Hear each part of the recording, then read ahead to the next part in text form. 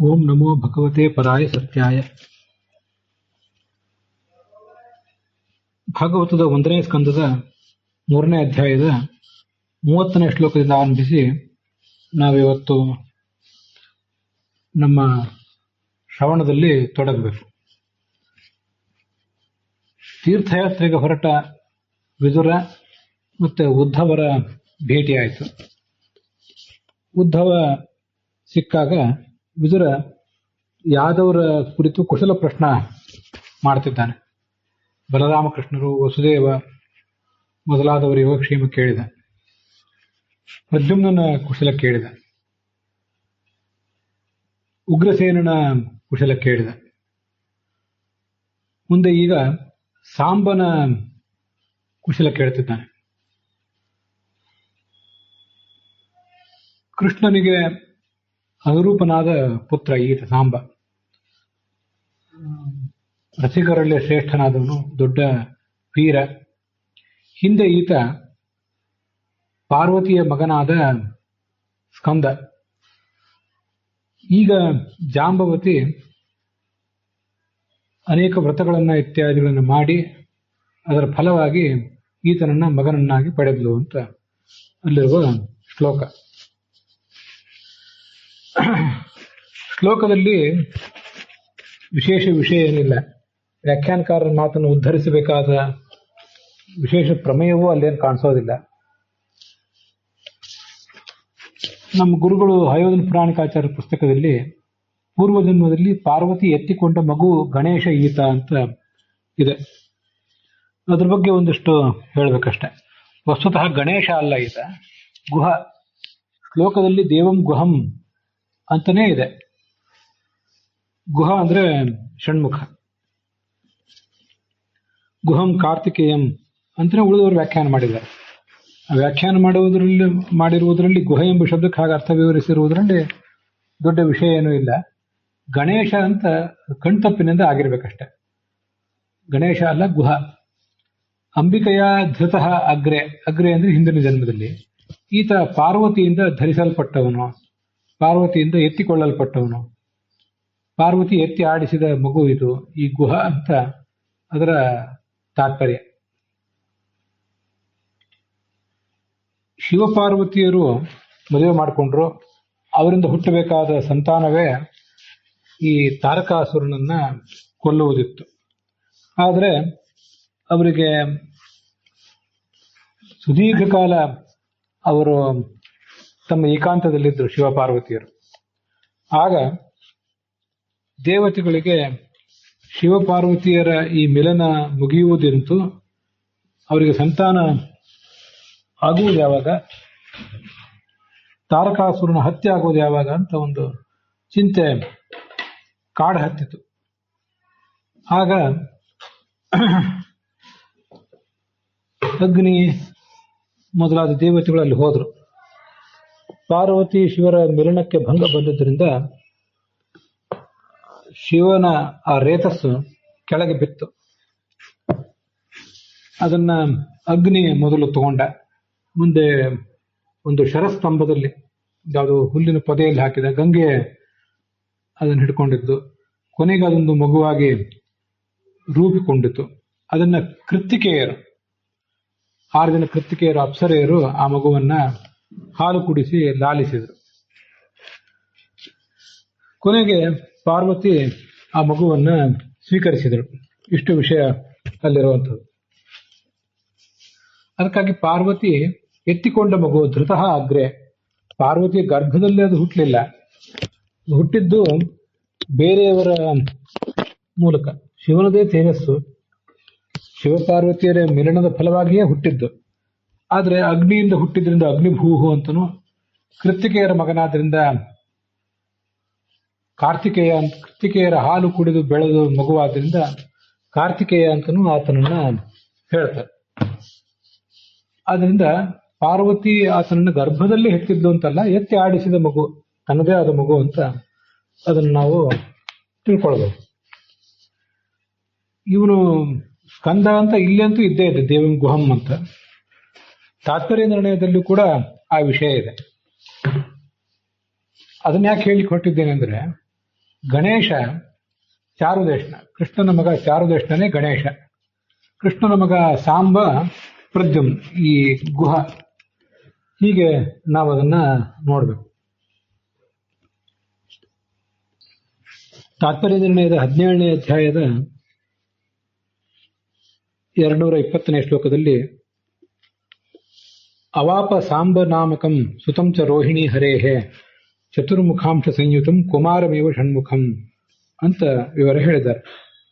ರೋಹಿಣಿ ಅಂದ್ರೆ ಜಾಂಬವತಿ, ಅವಳಿಗದು ಮತ್ತೊಂದು ಹೆಸರು. ಅವಳು ಕೃಷ್ಣನಿಂದ ಸಾಂಬ ಎಂಬ ಮಗನನ್ನ ಪಡೆದುಕೊಂಡು, ಅವನು ಹಿಂದೆ ಈ ಸ್ಕಂದ ಅವನೇ ಸನತ್ ಕುಮಾರನಾಗಿಯೂ ಒಂದು ಬಾರಿ ಅವತರಿಸಿದ್ದ. ಸನತ್ ಕುಮಾರ ರೂಪನಾಗಿದ್ದಂತಹ ಸ್ಕಂದನ ಅಂಶಯುಕ್ತನಾದವನು ಈ ಸಾಂಬ. ಮತ್ತು ಚತುರ್ಮುಖನ ಒಂದು ಅಂಶವೂ ಕೂಡ ಅಲ್ಲಿತ್ತು. ಚತುರ್ಮುಖನ ಸನ್ನಿಧಾನ ಅಂತ ನಾವು ಅದನ್ನು ತಿಳ್ಕೊಳ್ಬೇಕು. ಆದ್ರಿಂದ ಅಂಥ ಒಂದು ಶಕ್ತಿ ಆತನಿಗೆ. ಆದರೆ ಅದು ಜೀವ ಮಾತ್ರ ಆ ಸ್ಕಂದಂದೆ. ಹೀಗೆ ಸ್ಕಂದ 2 ರೂಪದಿಂದ ಅಲ್ಲಿ ಅವತರಿಸಿದ್ದ. ಒಂದು ಪ್ರದ್ಯುಮ್ನ ರೂಪದಿಂದ, ಒಂದು ಈ ಸಾಂಬನ ರೂಪದಿಂದ.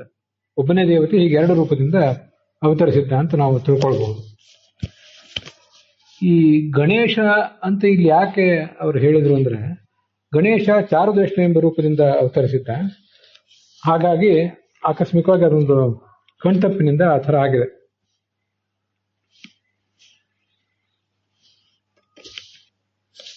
ತಾತ್ಪರ್ಯ ನಿರ್ಣಯದಲ್ಲಿ 20ನೇ ಅಧ್ಯಾಯದಲ್ಲಿ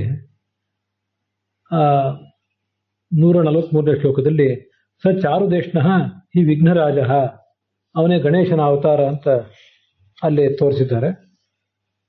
ಅವನು ಭೈಷ್ಮ್ಯಾಹ ಅಪಿ ಚಾರುದೇಶನಃ, ರುಕ್ಮಿಣಿಯಿಂದ ಹುಟ್ಟಿದವನು ಈ ಚಾರುದೇಶನ. ಹೀಗೆ ಗಣೇಶ ಚಾರುದೇಶನಾಗಿ ರುಕ್ಮಿಣಿಯ ಮಗನಾಗಿ, ರುಕ್ಮಿಣಿ ಮತ್ತು ಕೃಷ್ಣರ ಮಗನಾಗಿ ಹುಟ್ಟಿದ. ಕೃಷ್ಣ ಮತ್ತು ಜಾಂಬವತಿಯರ ಮಗನಾಗಿ ಸಾಂಬ ಹುಟ್ಟಿದ. ಈತ ಸ್ಕಂದ. ಇಲ್ಲಿ ಭಾಗವತದಲ್ಲೂ ಬಂದಿದೆ, ಹಾಗೆ ಮಹಾಭಾರತ ತಾತ್ಪರ್ಯ ನಿರ್ಣಯದಲ್ಲೂ ಕೂಡ ಬಂದಿದೆ. ಆದ್ರಿಂದ ಅದು ಎತ್ತಿಕೊಂಡ ಮಗು ಗಣೇಶ ಈತ ಅಂತ ಹೇಳಿದ್ದೇನಿದೆ ಅದು ಪ್ರಮಾದದಿಂದ ಆಗಿದ್ದು. ಅದನ್ನ ನಿಮ್ಮ ಪುಸ್ತಕದಲ್ಲಿ, ಆ ಸುಲಲಿತ ಭಾಗವತ ಪುಸ್ತಕ ನೋಡುವವರು ಯಾರಾದಿದ್ರೆ ಅದನ್ನ ತಮ್ಮ ಪುಸ್ತಕದಲ್ಲಿ ನೀವು ಸರಿಪಡಿಸ್ಕೋಬೇಕು. ಕೆಲವು ಕಡೆ ಸದೃಕ್ಷ ಅಂತ ಪಾಠ ಇದೆ. ಸದೃಕ್ಷ ಅಂದ್ರೆ ಸಮಾನನಾದವನು, ಕೃಷ್ಣನಿಗೆ ಪುತ್ರನಾಗಲಿಕ್ಕೆ ಯೋಗ್ಯನಾದವನು ಅಂತ ಅದರ ಅರ್ಥ. ದಕ್ಷ ಅಂತ ಕೆಲವು ಕಡೆ ಪಾಠ ಇದ್ರೆ, ಸ ದಕ್ಷ ಅಂತ ಒಂದು ವೇಳೆ ಎಲ್ಲಾದರೂ ಪಾಠ ಇದ್ರೆ, ದಕ್ಷ ಅಂದ್ರೆ ಸಮರ್ಥ. ಅದಕ್ಕೆ ವಿಜಯಧ್ವಜರು ಬರೀತಾರೆ, ಮಾಡಬೇಕಾದ ಅನೇಕ ಕೆಲಸಗಳು ಒಟ್ಟಿಗೆ ನಮ್ಮೆದುರಿಗೆ ಬಂದಾಗ ಏನೂ ದಿಗ್ಭ್ರಮೆಗೆ ವ್ಯಾಮೋಹಕ್ಕೆ ಒಳಗಾಗದೆ ಸರಿಯಾದ ಕೆಲಸವನ್ನ ಸರಿಯಾದ ರೀತಿಯಲ್ಲಿ ಮಾಡುವವನಿಗೆ ಅಧ್ಯಕ್ಷ ಅಂತ ಹೇಳ್ತಾರೆ ಅಂತ ಒಂದು ಅರ್ಥವನ್ನ ಬರೆದಿದ್ದಾರೆ. ಮುಂದಿನ ಶ್ಲೋಕದಲ್ಲಿ ಯುಯುಧಾನ ಅಥವಾ ಸಾತ್ಯಕಿಯ ಕುಶಲವನ್ನು ಕೇಳ್ತಾನೆ ವಿದುರ ಈ ಉದ್ಧವನನ್ನು ಉದ್ದೇಶಿಸಿ. ಅರ್ಜುನನಿಗೆ ಬಹಳ ಪ್ರಿಯನಾದವನಿವನು. ಅರ್ಜುನನಿಂದ ಶಸ್ತ್ರವಿದ್ಯೆಯನ್ನು ಕಲಿತವನು.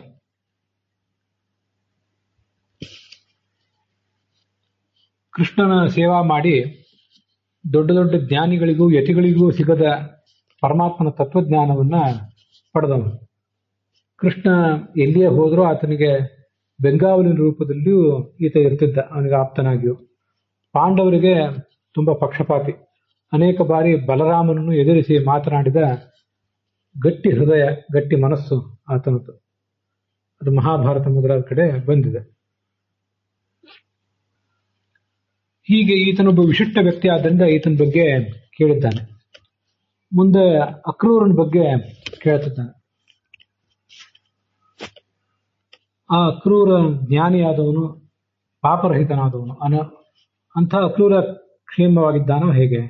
ಭಗವಂತನನ್ನು ಯಾವತ್ತೂ ಶರಣ ಹೊಂದಿದವನು. ಕಂಸ ಈತನನ್ನು ಕೊಟ್ಟು ಕಳಿಸಿದ್ನಲ್ಲ ಆಗ ಹಿಂದೆ, ಕೃಷ್ಣ ಬಲರಾಮನನ್ನ ಬಿಲ್ಲು ಹಬ್ಬಕ್ಕೆ ಕರೆದು ಬಾ ಅಂತ.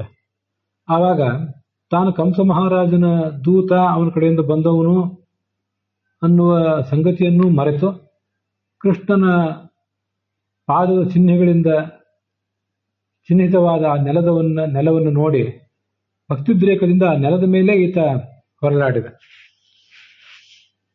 ಕೃಷ್ಣನನ್ನ ಕರೆತರಲಿಕ್ಕೆ ಕಳಿಸಿದ್ದಾನೆ ಈ ಅಕ್ರೂರನನ್ನ ಕಂಸ. ಯಾಕೆಂದ್ರೆ ಕೃಷ್ಣನನ್ನ ಮತ್ತು ಬಲರಾಮರನ್ನ ನಾಶಪಡಿಸಬೇಕು ಎಂಬ ಉದ್ದೇಶದಿಂದ. ಹೀಗೆ ಕಂಸನ ವೈರಿ ಕೃಷ್ಣ. ಆದರೆ ಆ ಕೃಷ್ಣನ ಪಾದದ ಲಾಂಛನಗಳಿಂದ ಚಿಹ್ನಿತವಾದ ಧೂಳನ್ನು ನೋಡಿಯೇ ಇವನು ನೆಲದ ಮೇಲೆ ಹೊರಲಾಡಿದ್ದ, ಸಂಕೋಚ ಬಿಟ್ಟು ಮತ್ತು ಧೈರ್ಯವನ್ನು ಬಿಟ್ಟು. ಧೈರ್ಯ ಅಂದ್ರೆ ಏನಂತ ಮುಂದೆ ಹೇಳ್ತಾನೆ. ಧೈರ್ಯ ಅಂದ್ರೆ ಮನೋದಾರ್ಢ್ಯ. ನಾನು ಕಂಸನ ದೂತನಾದ್ರಿಂದ ಕೃಷ್ಣನ ಕುರಿತಾಗಿ ನನಗಿರುವಂತಹ ಭಕ್ತಿಯನ್ನು ಅಲ್ಲಿ ತೋರಿಸಬಾರ್ದು, ನಾನು ಗಂಭೀರವಾಗಿರಬೇಕು ಅನ್ನುವಂಥ ಮನೋದಾರ್ಢ್ಯ. ಅದನ್ನೇ ಧೈರ್ಯ ಅಂತ ಇಲ್ಲಿ ಹೇಳಿರೋರು. ಆದ್ರೆ ಆ ಧೈರ್ಯವನ್ನು ಇವನು ಬಿಟ್ಟು ಪ್ರೇಮ ವಿಭಿನ್ನ ಧೈರ್ಯ, ಭಗವಂತನಲ್ಲಿ ಆತನಿಗಿರುವಂತ ಪ್ರೇಮ ಏನಿದೆ ಅದು ಆತನ ಧೈರ್ಯವನ್ನ, ಕಂಸನ ದೂತನಾದ ತಾನು ಹೀಗೆ ಕಂಸನ ವೈರಿಯಾದ ಕೃಷ್ಣನ ಬಗ್ಗೆ ಭಕ್ತಿ ತೋರಿಸಬಾರ್ದು, ಅದು ನೆಲದ ಮೇಲೆ ಹೊರಡಾಡುವಷ್ಟು ಭಕ್ತಿ ನಮ್ರತೆಯನ್ನು ತೋರಿಸಬಾರ್ದು ಅನ್ನುವ ಮನೋದಾರ್ಢ್ಯವನ್ನು ಬಿಟ್ಟು, ಮನೋದಾರ್ಢ್ಯವನ್ನೇ ಅಂತ ಬರೆದಿದ್ದಾರೆ ಯಾದವಾರ್ಯರು. ರಾಜಭೃತ್ಯನಾದ ನಾನು ದಾಳಿಯ ಧೂಳಿನಲ್ಲಿ ಹೊರಲಾಡುವುದು ತರವಲ್ಲ ಅನ್ನುವ ಮನೋದಾರ್ಢ್ಯ, ಅದೇ ಧೈರ್ಯ. ಅದು ನಿರ್ಭಿನ್ನ, ವಿನಷ್ಟವಾಗಿತ್ತು. ಯಾಕೆಂದ್ರೆ ಪ್ರೇಮ ಇರೋದ್ರಿಂದ. ಅನಮೀವ ಅಂದ್ರೆ ನಿಷ್ಪಾಪ, ಎಲ್ಲರೂ ಅದನ್ನೇ ಬರೆದಿದ್ದಾರೆ, ಅದರಲ್ಲೇನು ವಿಶೇಷ ಅರ್ಥ ಏನಿಲ್ಲ. ಶ್ವಫಲ್ಕನ ಮಗನೇ ಈ ಅಕ್ರೂರ.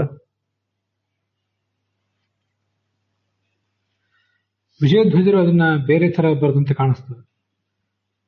ಕೃಷ್ಣನ ಪಾದಧೂಲಿಯಲ್ಲಿ ನಾನು ಹೊರಳಾಡಿದವನು, ಅಷ್ಟು ದೊಡ್ಡ ಭಕ್ತ ನಾನು ಅಂತ ಒಂದು ಅಹಂಕಾರ, ಅದನ್ನೇ ಧೈರ್ಯ ಅಂತ ಹೇಳಿದ್ದಾರೆ. ಹಾಗೊಂದು ಅಹಂಕಾರ ಅವನಿಗೆ ಮೂಡಿರುವ ಸಾಧ್ಯತೆ ಇದೆ. ಪ್ರತಿಯೊಬ್ಬರಿಗೂ ಕೂಡ, ಜ್ಞಾನಿಗಳಾದವರಿಗೆ, ಪಂಡಿತರಾದವರಿಗೆ, ಯಾವುದಾದರೂ ನಿರ್ದಿಷ್ಟ ಕಲಾ ಪ್ರಕಾರದಲ್ಲಿ ಅಥವಾ ಯಾವುದಾದ್ರೂ ಒಂದು ವಿಷಯದಲ್ಲಿ ತಜ್ಞರಾದವರಿಗೆ ಒಂದು ಅಹಂಕಾರ ಇರ್ತದೆ. ಭಕ್ತರಿಗೂ ಅಹಂಕಾರ ಇರ್ತದೆ. ನಾವೆಲ್ಲ ದೊಡ್ಡ ಭಕ್ತರು, ದೊಡ್ಡ ಜ್ಞಾನಿಗಳು, ದೊಡ್ಡ ವೈರಾಗ್ಯವುಳ್ಳವರು ಅಂತೆಲ್ಲ ಪ್ರತಿಯೊಬ್ಬರಿಗೂ ಅಹಂಕಾರ ಇರ್ತದೆ.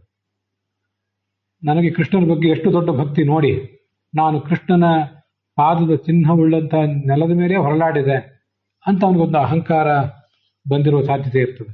ಆದರೆ ಆ ರಜೋವೇಷ್ಟನ ಅಹಂಕಾರ ಅಥವಾ ಆ ಮನಸ್ಸೇನಿದೆ, ಅಹಂಕಾರ ರೂಪವಾದ ಮನಸ್ಸೇನಿದೆ, ಅದೇ ಧೈರ್ಯ. ಅದನ್ನ ಈ ಪ್ರೇಮ ಅನ್ನುವುದು ನಾಶಪಡಿಸಿಬಿಟ್ಟಿತು. ಅವನಿಗೆ ಅಹಂಕಾರ ಇದೆ ಇಲ್ಲ ಅಂತಲ್ಲ, ಆದರೆ ಭಗವಂತನ ಭಕ್ತ ನಾನೆಂಬ ಅಹಂಕಾರ, ಭಗವಂತನ ಭಕ್ತಿ ಹೋಗಲಿಲ್ಲ. ಆದ್ರಿಂದ ನಮಗೆ ಕೆಲವು ಬಾರಿ ಅಹಂಕಾರ ಬಂದಾಗ ಆ ಅಹಂಕಾರಕ್ಕೆ ಮೂಲವಾದಂತಹ ಸದ್ಗುಣ ಮರೆಯಾಗುವ ಸಾಧ್ಯತೆ ಇದೆ. ಅಹಂಕಾರವೇ ಮೇಲೆದ್ದು ನಿಲ್ಲುವ ಸಾಧ್ಯತೆ ಇದೆ. ಅಹಂಕಾರ ಹೀಗೆ ನಮ್ಮ ಸದ್ಗುಣಗಳನ್ನು ಮರೆಮಾಚಿ ಬಿಡ್ತದೆ. ಆದ್ರೆ ಇವನಿಗೆ ಹಾಗಾಗಲಿಲ್ಲ. ಭಗವಂತ ಅವನ ಪ್ರೇಮವನ್ನು ಸ್ವೀಕಾರ ಮಾಡಿ ಅಹಂಕಾರವನ್ನು ಮನ್ನಿಸಿದ ಅಂತ ಕಾಣಿಸ್ತದೆ. ಹಾಗೆ ವಿಜಯಧ್ವಜರು ಬರೆದಿದ್ದಾರೆ. ಅದು ಕೂಡ ತುಂಬಾ ಸುಂದರವಾದಂತಹ ಅರ್ಥವೇ. ಅಲ್ಲಿಗೆ 32 ಶ್ಲೋಕಗಳ ವಿವರದೊಂದಿಗೆ ಇವತ್ತಿನ ಈ ಭಾಗ ಸಮಾಪ್ತವಾಗಿದೆ.